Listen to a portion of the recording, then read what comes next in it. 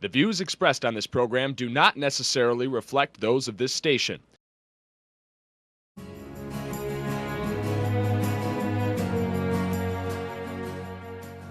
Welcome to Insights into Northeast Michigan, a WBKB News public affairs program.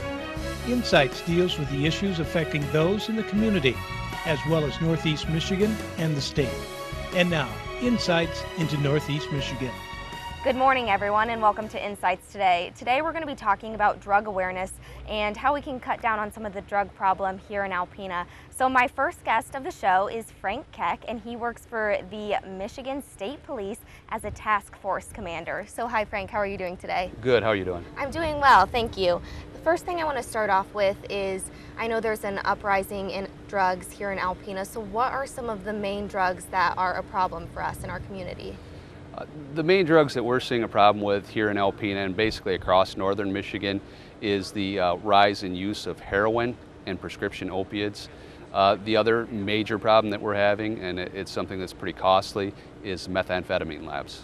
Okay, and now why are these drugs becoming more of an issue today? Well, originally with, say, methamphetamines, it took some kind of specialized knowledge to actually make the drug. When you used to go into a meth lab, it looked like a chemistry class. There were quite a bit of laboratory equipment, and you had to have, like I say, some specialized knowledge on how to do it. With the change in the way that we controlled the chemicals that you needed to make methamphetamines, the people who actually were producing it developed a new method. They call it the one-pot method. Basically, they take everything and they can put it into one container, and they can make it virtually anywhere. They can make it in their house, they can make it on a 2-track somewhere, and it's very easy to make. And they make it in dosage units, basically. So with the change in that, clearly, you don't need the specialized knowledge. Now, the danger hasn't gone down. 2 weeks ago here, we had an explosion where 2 people were cooking inside a storage unit in Gaylord, and that individual was pretty severely injured by that. We had another individual in Petoskey a year ago who had one of these things explode in his face. So I guess the rise has come just because of the ease of making it. And then the people teach each other how to do it. So basically it's just becoming easier. One person learns how to do it, they teach another person, and the chain just goes on and on. Correct. And most of this started in the southwest part of the state, and it's kind of migrated. The team over here in Alpena, they really hadn't seen any of that. They had some sales here. I believe in the past they'd had 1 lab. The first year that I was the commander at the unit, we had 9. And then last year, I think the numbers, there were 20 people charged with manufacturing methamphetamines, another 9 with conspiracy. So that's pretty significant. I do see a little bit of positive a spin on it. Some of those people, when you get those people and move them out of the community, that makes a huge difference because they're not going to be here to teach other people how to do it. Right, so it's just cutting down on the people who are creating it, and that way we can't teach others. Yeah. Correct. And we've been, really proactively trying to get out and do presentations for civic groups, for police and fire, just so they can know what they're looking for. Because if you can nip the problem in the bud and keep the problem down, you don't want that explosion. You don't want 4 people teaching 4 people teaching 4 people. Then you're kind of behind it. Right. So. Exactly. And real quickly, I want to touch on prescription drugs as well. I know with a lot of the younger kids in the area, teenagers, prescription drugs are huge and are becoming a big issue among teenagers. It is. I mean, here in America, we just don't seem to throw away our drugs, and people, for the most part, they have a hesitation to use them. So even if they're prescribed to you, these people try to wean themselves off of them, and then they don't dispose of them. They're sitting around their houses. So the teenagers are going to have access to those drugs. And there's a misconception that, well, it's prescribed by a doctor, so it has to be safe. Well, that's not necessarily true. The doctor's taking into account, quite a few things about your physical makeup that these kids aren't. They don't know how it's going to affect them. The other thing, you get into when people are actually getting the prescriptions just for sales because they know that there is money there. If I'm getting a prescription and it's covered by insurance and then I'm going out and selling it, I can make a good profit doing that. Right, so are the teenagers mainly stealing drugs from their parents to sell them, or are they taking them and just using them for their own recreational fun? They're doing both. You know, there's quite a few prescription narcotics that are actually being sold around the area, and then like the high school kids, they're pretty much, they're getting them from mom and dad and from grandmother. That's one of the reasons that the hunt team does a drug take-back. You can bring the drugs, your unused drugs, up to the Michigan State Police Post. The hunt team will actually come over and dispose of those properly. Okay. So they don't end up in the hands of kids or other people, and they don't end up in the waterway. Okay, so overall, what can people in the community do to help cut down on this drug issue and make sure that their kids are safe and people in the area are safe? Well, I always tell people the easiest thing you can do with your prescription narcotics is just basically get one of those little safes that you keep paperwork and documents in, and just put it right in there. You know, if they don't have access to it, they're not going to be able to get them, and you're going to be able to keep track of them. When you get done with your prescription narcotics, if you're not going to take all those, then you need to take them somewhere and dispose of them properly. Don't just have them hanging around the house. You know, they lose their potency over time anyway, so, Okay. you know. Yeah, that's a good idea for people to keep their kids safe and their families as well. Sure. Now, what happens to a person when someone from the hunt team or yourself catches them with drugs that aren't theirs? Well, you know, you're not allowed to possess drugs that aren't prescribed to you. The penalties are vary depending on whether you're possessing them or whether you're actually selling them. As far as like the methamphetamine, the charges for that are pretty severe. Almost every meth charge is a 20-year felony. So if you're maintaining a lab, that's a 20-year felony. So within so many feet of a school, that's another 20-year felony. In the presence of a child, that's another 20-year felony. Selling it, 20-year felony. So basically, if someone gets caught, their life is virtually ruined. Yeah, I mean, it's definitely not worth it. It's not worth it from the time that you would end up having to spend in prison. I've actually talked to people down in the prisons, and they'll sit there and tell you, you know, this drug has ruined my life. It has cost me my family, it's cost me my kids, and it's cost me my freedom, you know. And the problem with drugs like this is the addictive nature. You know, they need to get help from somebody if they want to break that cycle. Because I talked to one lady who told me she'd been in prison for years, and I said, well, how often do you think about it? And she says, I think about it every day. So drugs have a significant effect on a person's life, and it's not really worth it. No, and I mean just what it does to you physically as well. I mean, everybody's seen, you know, I grew up in the Detroit area. I remember seeing people down there, and everybody knew what a heroin addict looked like. Unfortunately, I don't think kids and people in general around here have seen what it actually does to your body, you know. And if they did, I can't believe they would still want to do heroin. I can't believe that they won't want to do methamphetamines when they see what it's actually doing to you. All right, well, thank you so much, Frank, for being with us today. We appreciate all your knowledge. Oh, thank you. And we will be right back after this. Welcome back to Insights, everyone. For our second guest today, I am with Donna Hardees from the Catholic Human Services. How are you doing today, Donna? Good. How are you? Good. And you work mostly with the children, correct? Yeah. I am prevention over at Catholic Human Services. We also have an umbrella type program that we follow under called Up North Prevention. So with prevention at CHS, I work with the youth and do some community presentations with the adult population on prescription drug abuse. Okay. Okay, and with the children that you work with, what are some of the programs you do with them in order to make them aware of drugs and how they can stay away from them? We have a variety of things. Everything we try to utilize at CHS are evidence-based programming. So when we go through and deliver programming and different services, we always make sure there's the research and the evidence base behind it.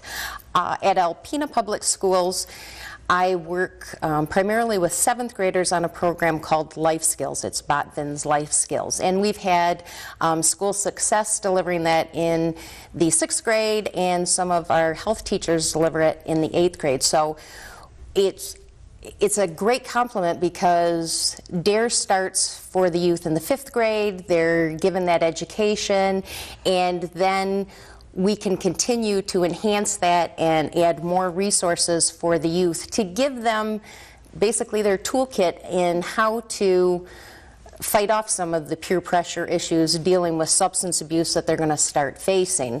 And, sadly, we see some kids starting, definitely at the junior high level, 12, 13-year-olds already with some substance abuse issues. And what are some of the specific activities that you do with them to make them aware of drugs? We do a lot of role playing. There are pretty much within the life skills curriculum itself, there are 8 components. One is drug abuse, and it talks about self-esteem, peer pressure, how to say no, how to communicate, how to be a better friend, how to deal with stress and anxiety, everything, these kids are faced with, because like it or not, I wouldn't want to be their age again. They have a lot thrown at them. And they deal with a lot of peer pressure. Mm-hmm. So you said some children are starting as young as 12 and 13. So what are some of the drugs? Is it drugs or is it just alcohol? What are they using? I think we're still primarily seeing alcohol is definitely by far the biggest abused drug in our area. And people that have more questions and concerns, we have some MiFi data. It's called Michigan Profile for Healthy Youth, and all of the 7th, 9th, and 11th graders throughout northern Michigan, throughout the state actually, but we deal with the data from northern Michigan, have taken this online survey. And it asks questions, age of first use, what type of substances are being abused, and we're still seeing alcohol as the biggest abused. We, of course, have marijuana, another issue, and prescription drugs are just a great concern in our area also. Okay, and I know, I've heard that the prescription drugs are growing rapidly, so you said you're seeing those more often now? Well, we're just seeing that definitely is another concern. And the problem with that is the potential for addiction and the kids not really understanding, what they're taking, and the potential for addiction is just so great there. And the problem is, we've found that with the youth, especially dealing with prescription drug issues, that they think because it comes from a doctor, it's a little safer. They're not really, well, the doctor gave this to you, how bad is it? And, the sad thing is, some of those kids that are trying some of those opiate-based controlled substances, the next step is heroin. You hate to have that scare tactic, but we all need the knowledge, and we need to educate ourselves that these are potential risks out there. Right. So. Right. And the kids who are taking drugs and using alcohol, why do they start in the first place? Whether it's curiosity, boredom, they see it. I had a situation, it wasn't in a school here in this county, it was a different county that I service, that a young boy had a problem with some marijuana, but mom was a medical marijuana card holder and easy access. And a lot of these things happen. There's curiosity, there's peer pressure. Even with underage drinking, it's the access. We all, as parents and community members, need to educate ourselves and realize that we have to control the access. Like with the prescriptions, keep them locked up. If you're no longer taking them, dispose of them. They're there for a reason, and we're not trying to negate that at all. It's just we all need to be much wiser about how we keep things stored, locked up, that type of thing. And so what can parents do to help their kids deal with the peer pressure and deal with seeing other people use drugs and alcohol? How can parents help to guide their children? I think it's all common sense, and I'm sure it's things that most of the parents out there are going to hear. First off, it's a cliche, but stay involved. Know who their friends are, know what's going on, know what the resources are within our schools. We fortunately have school success workers at all of our elementary schools, junior high, high school, the counselors at the schools, the Boys and Girls Club. A lot of these resources that parents need to be aware of that are there, agencies such as ours that can provide external resources to parents if they have a concern about something, but it's staying involved. As a parent, guardian, whatever we're seeing, educate yourself. Know what's going on. Know who your kids' friends are. This is always a big one. My kids are a little older now, but they look and say, oh, I'm glad you didn't have that technology when we were growing up. But I tell parents now to utilize technology to their advantage. When your kids say, especially junior high, high school level, when they say, well, I'm going to stay at Johnny's house tonight, I made my kids utilize Snapchat. Well, you can't just send me a message. You can't just tell me this is what's going on. I need to see exactly where you are at this moment. Show you a picture of what's happening. What's going on around you. And don't be afraid. None of us want our kids ostracized, but we are parents and not friends. You're their parent first. Go through, stay involved with their life. If you're not friends with them on Facebook, make sure you can access their Facebook or their text messages. Know what's going on. And if they say they're going to a friend's house, call that parent.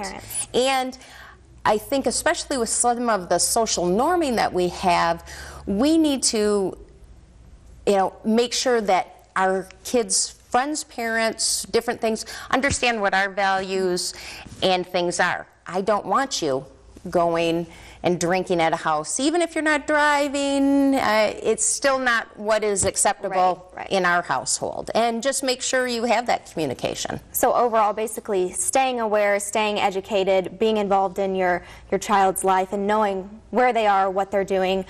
So real quickly, if you can tell us, if anyone needs your services or your help, where can they contact you at? They would get a hold of me at Catholic Human Services here in Alpena. We have a website. You can go to Up North Prevention or CHS. Do a Google. I can give you that information with a phone number. We have a number of resources. We have, great websites for people to look at. If you're starting to see or be concerned, you're seeing some behavior, grade changes, what do I need to watch? Then, get a hold of us. We have prevention staff in 14 counties throughout northern Michigan. All right, perfect. Thank you so much, Donna, for being here with us today. We really appreciate it. And stay tuned for our next segment of Insights. Welcome back to Insights, everyone. For our third guest today, I'm sitting here with Lori Ames, who is a substance abuse prevention specialist from the Catholic Human Services. So thank you so much, Lori, for being here. Glad to be here. Thank you for being here. And I understand you have a family member who is addicted to opiates, so you know what it's like living with an addict. Yes. So can you tell us, first off, a little bit, what is it like living with someone who's got an addiction problem? Well, first of all, opiates, for those who don't know, are pain medication, prescription drugs primarily. And what it's like is a nightmare from the beginning to the end. You don't always know what's going to happen, what's next. The loved one will cross lines you never dreamed they'd cross. They never dreamed they'd cross. They become someone that you don't recognize.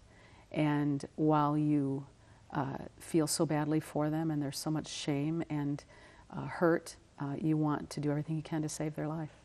And so when you first start noticing that there's a problem, how do you get help to your family member? Okay. What are some of the signs? Well, especially with pain medication, some of the signs are, a huge sign is when they fall asleep in mid-conversation. It looks like they're falling asleep. It's actually called nodding. And then when they wake up, they're right back where they were. And you think, gee, didn't you get enough sleep last night? You can tell if you're looking by severely dilated pupils. That is the opiate-based pain medication causes that. But mostly the erratic behavior, as far as suddenly they're burning through their money if they have a job, or they're borrowing money for this and that. It's always a good reason, And then pretty soon, as their addiction progresses, they begin stealing, starting with loved ones. Stealing maybe medication if you have it in your house, stealing money, jewelry, checks from your checkbook. So, of course, that's when they progress to a severe stage, and you know, you might want to deny that it's happening, but certainly those are signs.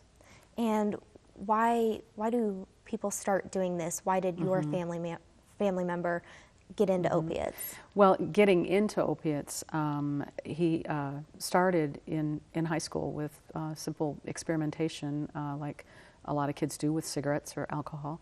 And it was an answer to not drinking and driving, because the opiate-based pain medication makes you feel good, but it doesn't make your breath stink or your eyes red. So it's kind of a perfect little thing. And of course, they were falsely thinking that it was safe because it was in mom's cabinet or grandma's cabinet. So it was fun in the beginning. And of course, in the beginning, when you can stop, you don't want to. But then when you're caught up and the addiction comes very fast, then when you want to quit, you can't. And so it becomes a huge problem. And they started with Vicodin. Someone brought it to school. Wasn't my son. It was almost half of the high school involved. And then from Vicodin, moved to the stronger OxyContin. And then what will happen, the typical path, as their addiction grows, is they will turn to illicit drugs like heroin, because it's the same ingredients. And heroin is easier to get, cheaper, and so economically, that's what they move to.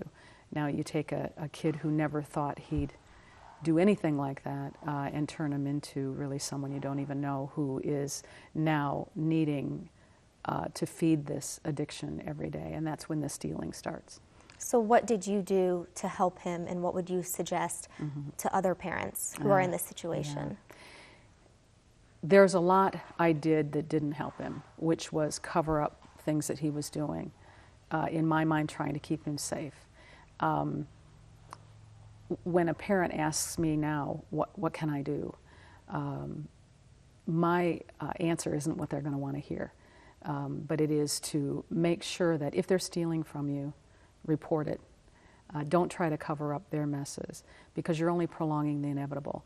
Try to get them help. A lot of times they say, well, you have to want to be helped, but all of these people want to be helped, whether they admit it or not, because it's not anything they ever wanted to live. It becomes their whole life, the seeking and lying and stealing, and they're so full of shame they're not going to ask for help. So if you can reach out and try to get them help, counseling, inpatient or outpatient rehabilitation, AA, NA, there's a lot of resources to find a way to help. But the nature of this addiction is it's a brain disease. So really, until they can get free of it, nothing is going to help. So they need to detox and try to get out from under the physical addiction part. Mm-hmm. And then after that, followed up, of course, with long-term surrounding themselves with sober people, trying to live a sober life and getting counseling. Now, how difficult was it for you to turn your son in? Well, I didn't turn him in. He got caught, and I have to say that if it weren't for a thing called drug court, he may very well still be using or in a lot of trouble or even in prison or dead. Drug court is a program that's here in Alpena, in Alcona County, Montmorency County, Iosco County, that will impose a sentence, but in lieu of the sentence, they can enter a drug court program that is intense monitoring, group therapy, individual therapy, and so they're constantly accountable to the law, knowing that if they mess up, that very well they could end up doing their sentence. And it's not just a free ticket out of jail. It's a difficult program and difficult to follow, but the people that are involved in it are so wonderful. I can't say enough about it. So if a parent wants to help a child who has now been incarcerated and can possibly be in drug court, it is to support the drug court. Okay, and what I want to wrap up with is, I know there's a stereotype out there that drug addicts or alcoholics are lowlifes and they're not good people and they're bad people and they wanted to get into this. What would you say to those stereotypes? Well, they certainly do bad things, but it is not a moral downfall. It is a physical addiction. They're driven by the changes in their brain, and we need to understand that, understand mental health and depression and all of the shame that comes with it, and get them help, ongoing help. It can happen to anyone. It could be you. Your beautiful face, that is the face of addiction now. It could be my 75-year-old mother who has been legally prescribed, becomes addicted. So we need to understand how strong these pills are. Ask a doctor for a non-narcotic alternative if you're prescribed a narcotic, and monitor everything that you have. Lock up your medications at home. Keep them safe because 9 times out of 10 when they go missing, it's someone you know and love who's stolen them. So it can really happen to anyone. Anyone, absolutely anyone. And I'm living proof of that with my family member. So. Thank you so much, Lori, for being here today. We really appreciate it. And be sure to tune in next week for our next segment of Insights. Insights into Northeast Michigan is produced by WBKB News. If you have any comments, suggestions, or topics you would like to see on a future show, please email WBKB News. This has been a production of Thunder Bay Broadcasting Corporation. All rights reserved.